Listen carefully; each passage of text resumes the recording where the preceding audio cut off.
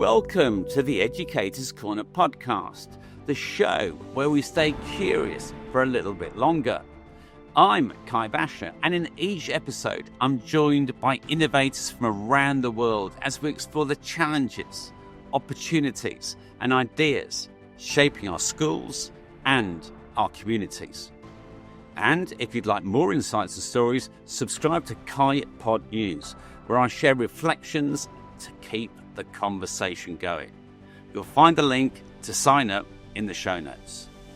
Welcome to this live edition of the Educator's Corner podcast with me, Kai Vacher.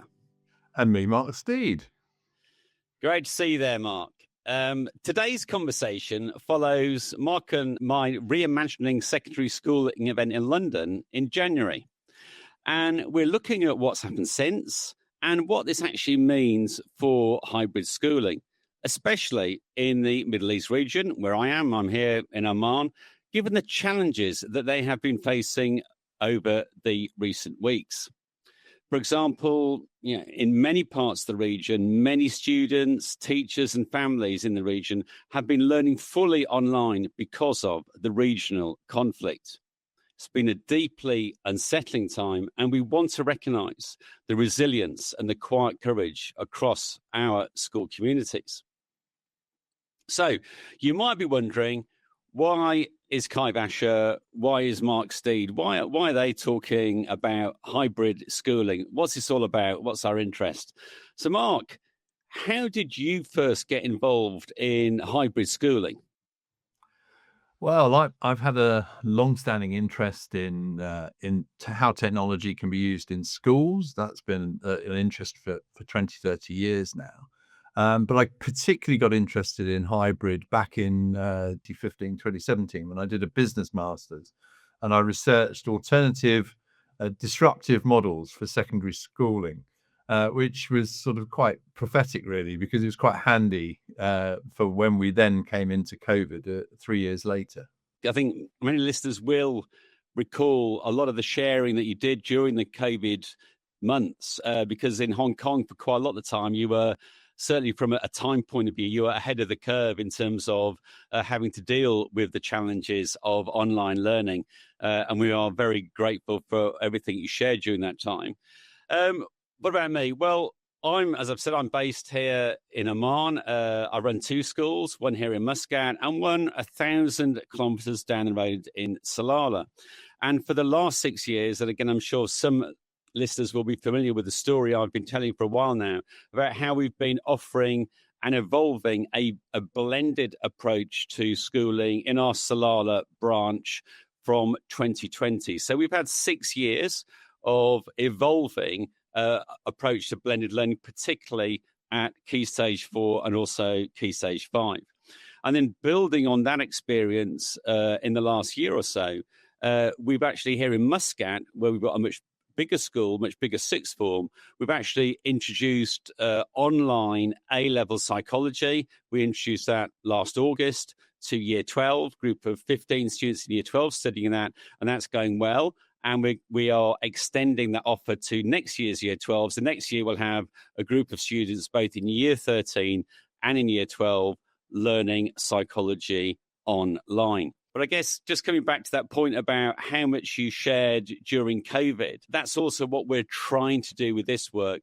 We are trying to surface, to learn, to understand the wealth of practice that is emerging around the world, and actually some of it's been around for quite a few years.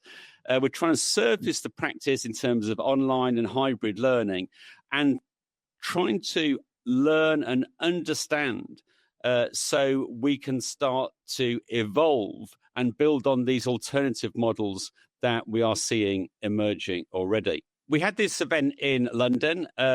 We had approximately 80 colleagues from around the world turn up, school leaders, entrepreneurs, great thinkers, architects, and we were very grateful for Jessica and Wiles for hosting that event.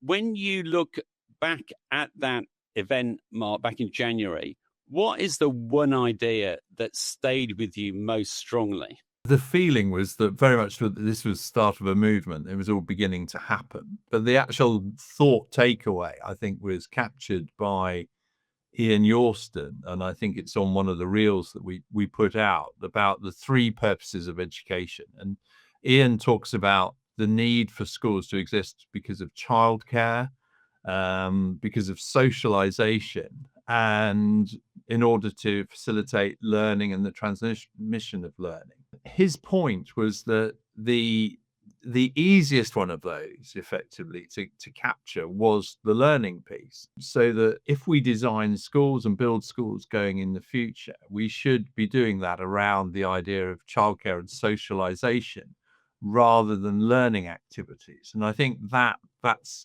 been a really big thought piece for me in terms of how going forward we might look at how we design schools and the emphasis of how we use time in schools and what schools are actually for. So how about you, Kai? What was your big takeaway? I think the idea that's really stuck with me was very much encapsulated by Selina Boyd, the international editor of the Good Schools Guide, when she said that hybrid is a shift. It's not a trend. So what do I think Selina means by that? I think we are seeing a shift in the way that school is being redesigned. And this is in response to, and we spend a lot of time analysing this in the publication, the first bit analysing quite a lot of depth, using quite a lot of sources and references, why there is this shift in school design. And just for example, some of the factors we are talking about that are driving this shift is the student attendance. You could call it a crisis, where student attendance levels haven't returned yet to what they were pre-COVID. In many parts of the world, including the UK, they're still up in the sort of 20% territory. The level of student engagement, Jenny Anderson has captured this in her book, The Disengaged Teen, where maybe in the upper years of senior schools, very often it's not unusual to have at least 50% of students not engaged in schooling. We have many times already on this podcast, why have we talked about the teacher recruitment crisis, the increase in cost of education, the changing working patterns in society. I think all these factors, and probably others, the cost of SEN, special needs education, these are all driving and generating a need for other alternative models of schooling. Have I missed anything there, Mark, in terms of those factors driving the shift? No, I think they're all pulling in. These are all forces on it, and they're all driving the change. There's an opportunity here, but as well as a challenge. So, if you want to explore those references, and by all means, please download the report, and you'll see our analysis in a lot more depth there.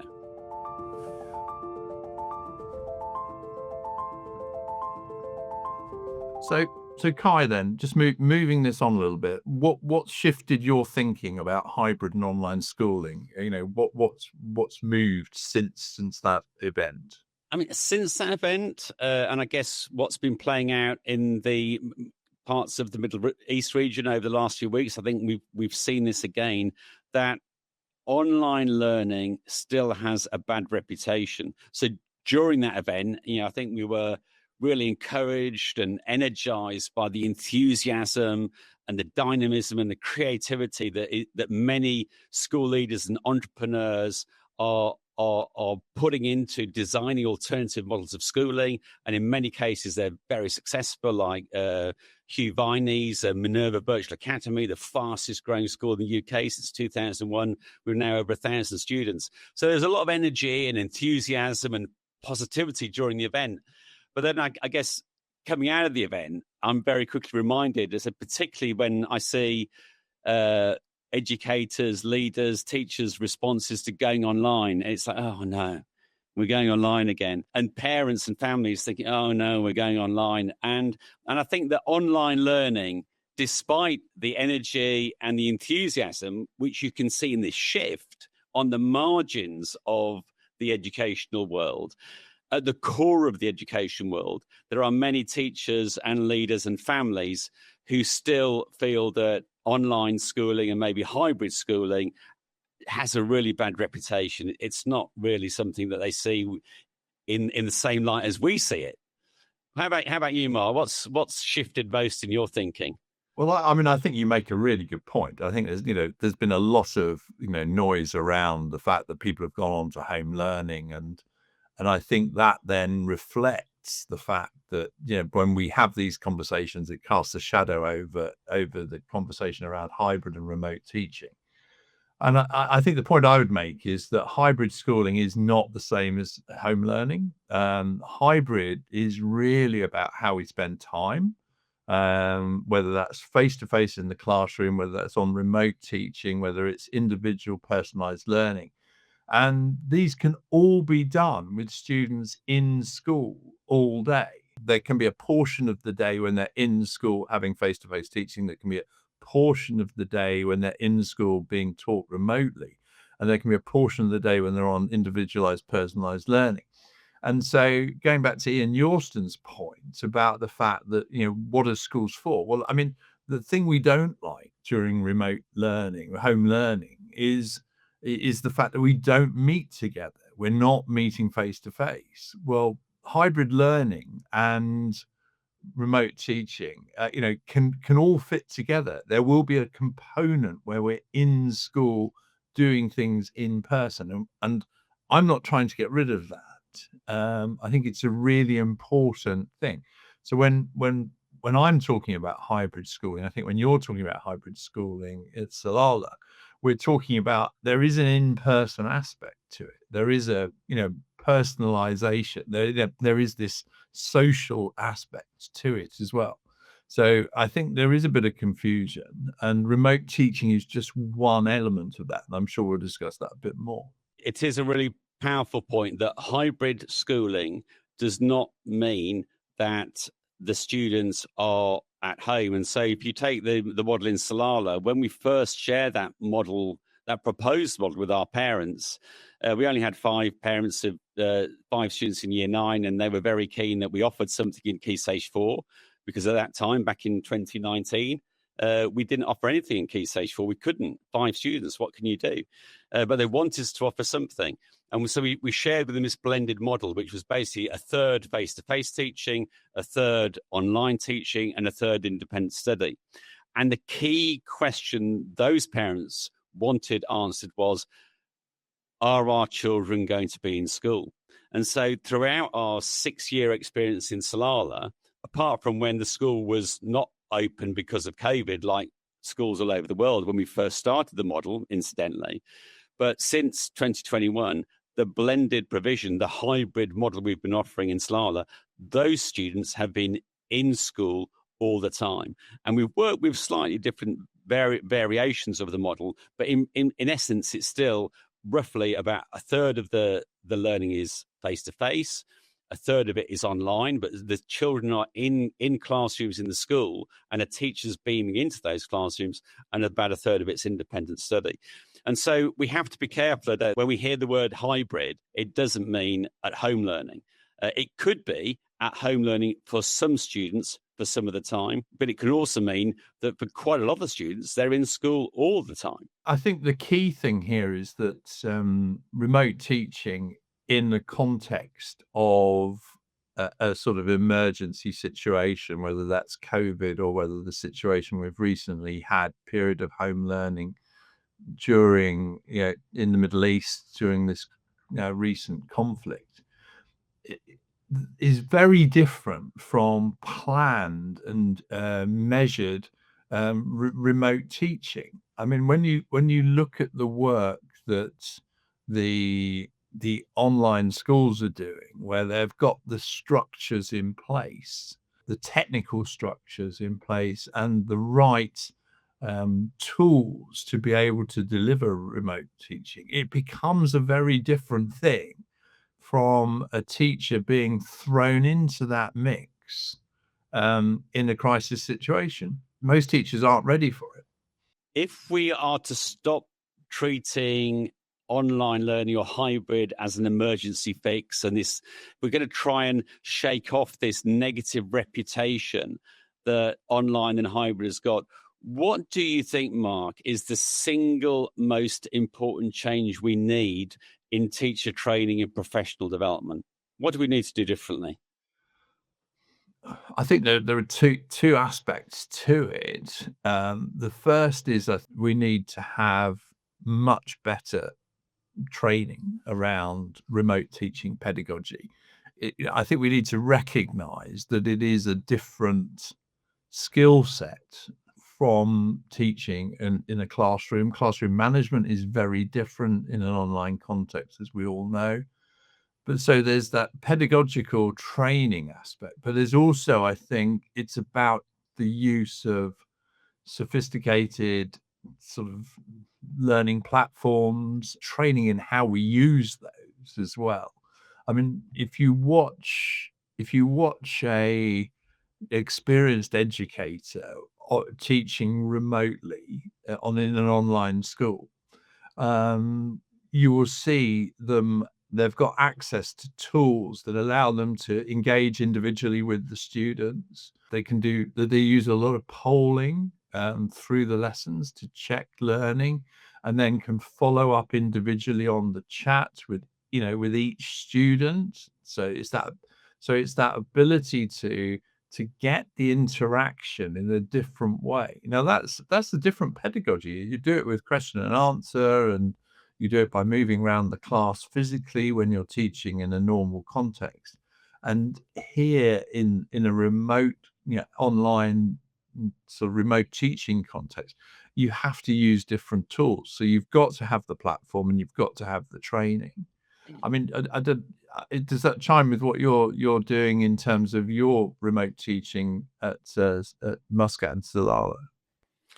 Absolutely, Mark. The biggest challenge, on reflection on the London event, the biggest challenge to extending hybrid and online learning, particularly hybrid, into the mainstream, I think the biggest challenge is how we get more leaders and more educators to think positively about online pedagogy. And then I think, if I were to ask any teacher or leader, how much training have you had as a teacher, or how much training have you given your staff in the last couple of years on online pedagogy, I'm sure the answer from many of us would be not very much or zero. And it is a different way of teaching. I mean, it's still teaching and it's still learning, but it is a different medium. And I think one of the biggest things we need to do, and you've started to articulate how that might happen, we need to build in online pedagogy as an integral part of teacher training. And then in our own schools, I think we need to build in on a regular basis, at least once a year, like we do with safeguarding training. We need to build in online pedagogy training, because there's no doubt that while online learning still got a bad reputation, there's no doubt, and I think you can see this across the region over the last couple of months, the online teaching and the online learning, which was taking place and has been taking place in the last few months, in many, many cases, has been a much higher level, a much better level than it was 5 or 6 years ago during COVID.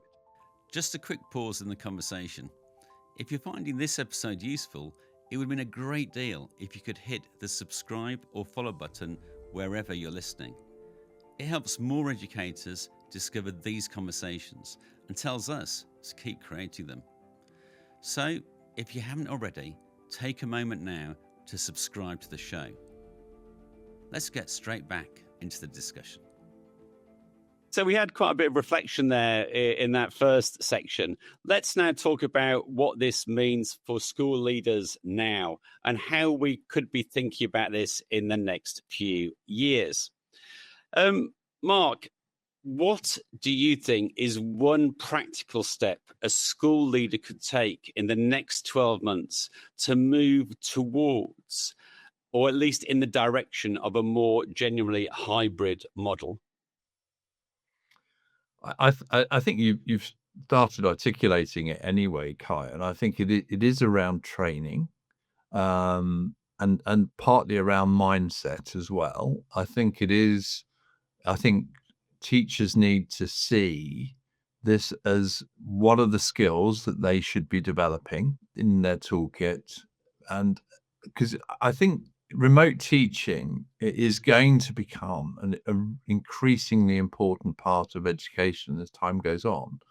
And so those people who have got developed skills in it, I think, are going to be very, very high value teachers going forward. And we've seen this in the tutoring industry. Years ago, I remember talking about the millionaire teachers, the tutors in the Far East who had got massive followings around their tutoring program because they were just very, very dynamic. This is going to develop into, who are the very best online teachers, and there will be really detailed careers for them, and very well remunerated careers for very strong online teachers. What about you, Kai? Where are you with all this? As I was alluding to just before the break, when I think about how much training have I offered to my colleagues in the last couple of years in online pedagogy, I think very, very limited, very limited. We've certainly got very clear protocols and systems and procedures, but in terms of pedagogical training, probably very limited. And what's certainly happening in this part of the world now, and in Oman specifically, is it doesn't rain very often, and it's very unpredictable. And when it does rain, it rains incredibly heavily. And it's very dangerous, very dangerous. And so when there's the threat of rain, the authorities here, they do get quite worried about pupil safety, Oman safety, people safety. And so now they know that schools can switch to online in the last few years, that they are more ready to announce school closures. So we do get at least once or twice a year, we get school closures because of the threat of rain. And then actually just before the spring break, we had a whole week of rain and we were closed for 3 days. And so it's probably pretty likely now, certainly in Oman, that as an international school or any school here, there's a good chance we're going to be closed for online learning at least once a year. And if we know that's going to happen, then I think it is really important that not only can we make that switch very easily in terms of processes and procedures, but in terms of being skilled, as skilled as our staff are to teach a face-to-face lesson, we need to make sure that we are putting training in at least once a year. So our colleagues feel really confident that when we're going online and we're teaching online, that we've got really up-to-date training. And we're not only familiar, say, with the process and procedures, we're also really comfortable with engaging in effective pedagogy. So that's certainly one thing I'm be looking into bringing in this August, is in our inset program, actually bringing in some online pedagogy training into those 5 days in August. There's real potential in all sorts of areas here. I mean, if you're running a schools group, for example, and we're moving into groups, then how you provide cover across the group, isn't necessarily going to be in person. So, I can see a situation in a couple of years' time where a schools group has effectively a team of people who can step in and provide online cover, remote teaching cover in situations where a teacher's away for whatever, a medical emergency or whatever. And having that ability to provide that. And indeed, the online schools are now providing maternity cover for the mainstream, bricks and mortar schools. So we're seeing a greater openness to remote teaching, innovative solutions in order to solve a short-term crisis problem, whether that's a maternity cover in a specialist subject. But I think the other part of this is we've got to think, well, how do we want our teachers to spend their time? And if I've got a physics teacher who is a really skilled physics teacher, then I I really want them to focus on teaching physics, and how can I flex across a group that ability? If I've got a super physics teacher, can they flex into supporting the teaching and learning in other schools?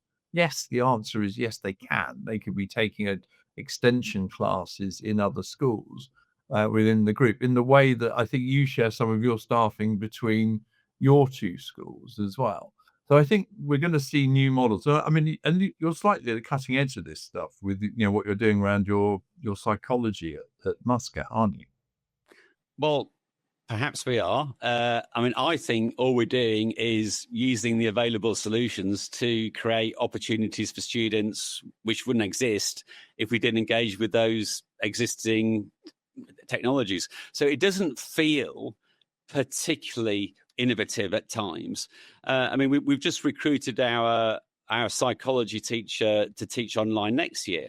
And one of the really simple things, you might think this is really obvious, but one of the things that we've learned is we've actually recruited somebody who is going to be east of us all next year. And that simple practicality that she's going to be east of us means that it's probably easier to engage online with us when you're east of a school than when you're west of a school. Because if you start at 7:30 in the morning and you're west of that school, it means you're going to have to get up very, very early in the morning. If you're still teaching at a school and you're east, even if it's 2 or 3 o'clock in the afternoon, it might only be early evening if you're east. So we were really pleased, actually, that this teacher she's going to be east. And I think what's really interesting, and I do get frustrated when you hear of maybe unions in parts of, let's say, the UK blocking schools that are trying to employ online teachers. Because from a teacher's point of view, this teacher next year, she's going to be traveling around Southeast Asia for a whole year with her young family. And at the same time, she's going to be teaching basically 0.5 part-time at our school. So she has the wonderful opportunity to travel with her family while also maintaining a professional interest as a teacher, as a psychology teacher. And she's able to do that because we're offering this additional opportunity to our students online. So it's a big win for that teacher. It's a big win for her family, and it's a big win for our students. So I'm sorry, but I struggle to see why extending opportunity for young people in that way and creating a flexible teaching opportunity for a teacher and their family, that seems win-win-win. I don't know what your thoughts are. Am I being naive? No, I think it's great. I mean, there are tutorial companies based in London who basically do after school in Hong Kong in the morning. They do after school in the Middle East around lunchtime, and they do after school in the UK live. So I mean, that time zone point is well made. I think it's a rather good one. But they're obviously working after school, hence being west a bit is more use. But I think also we're going to attract better talent because we're going to have these people who want to do other stuff. We've talked often about the Gen Z teacher who wants to be able to go to Glastonbury and still teach, sort of type thing. And I think we are going to have to come up with more flexible teaching contracts employment contracts for people in order to attract talent into teaching, particularly in difficult specialist subjects. And I would include psychology in that. So yeah, these are interesting things. But I've always liked the idea that you fly the teachers out to meet the students first, don't you? And you do that aspect as well. I think that's always been a very strong part of what you've done at Muscat, to actually get to know the class in person, this idea of grounding the class, in a human relationship before then working remotely. And I think there's a lot in that. And that's, again, why I come back to hybrid over a wholly online school, because I think that human contact becomes very important. the teacher we've had with our year 12 group this year, yes, you came out for 2 weeks in August, September to get to know that group face to face. Then she came out again in February, January or February for another week. And now she's actually been with us for the last 2 weeks, not just at the start, but also at the end, when you get to that really crucial point where their children are really trying to, sort of cram for the end of year 12 exam situation. And so she's been with us here for 2 weeks. And the students have been telling us for the last 2 weeks how much value they've seen in that too. So yeah, even with our online psychology, it's actually hybrid, because by the end of this year, our psychology teachers this year will probably have been in school for at least 5 or 6 weeks.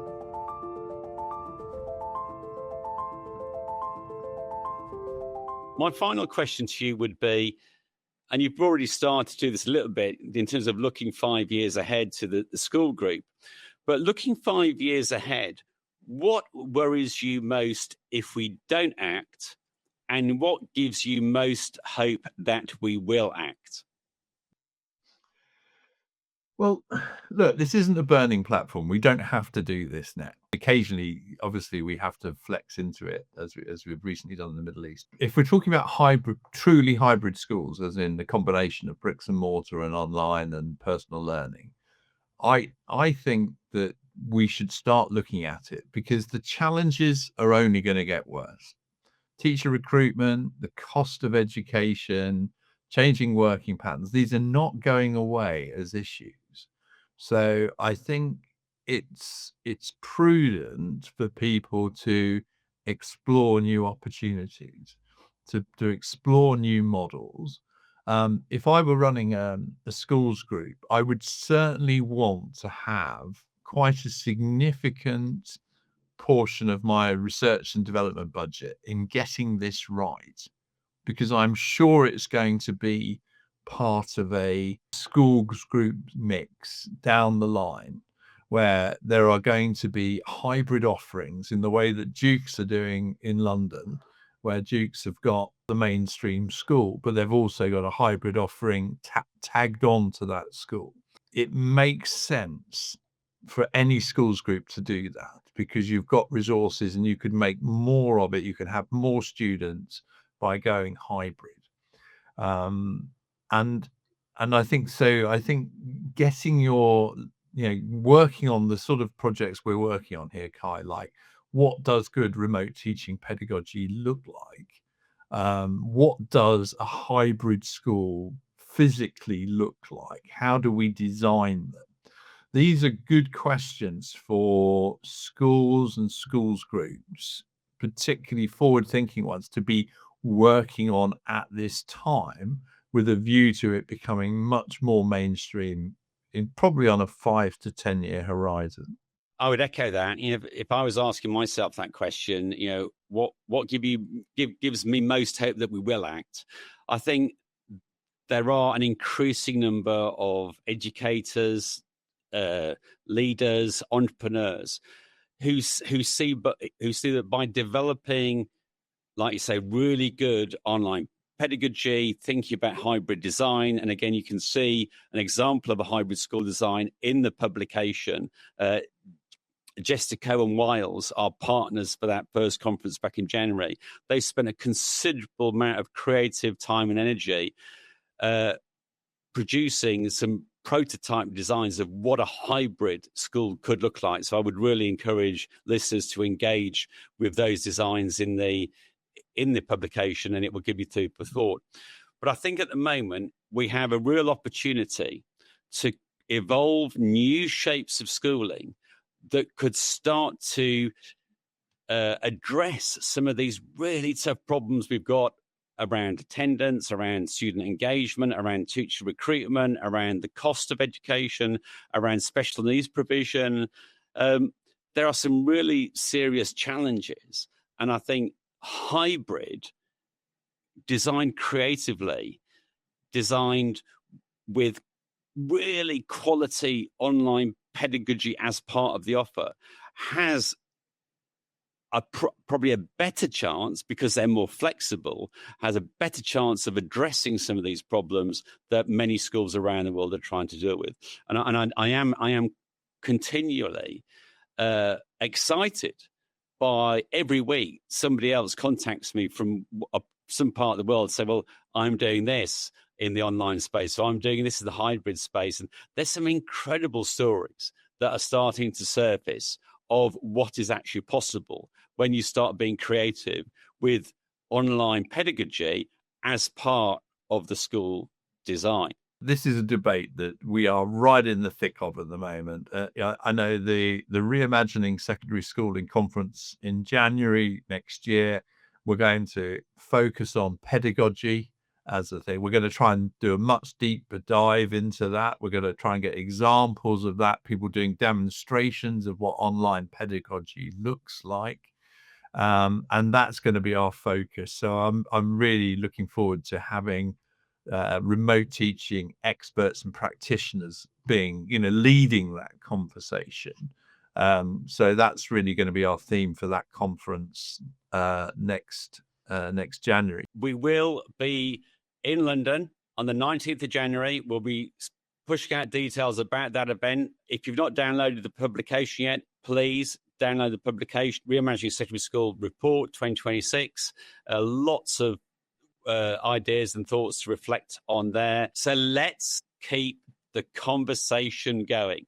And thank you, Mark, for joining us today from the UK. And thank you to our wonderful production team, who you can't see, but Communicating for Impact.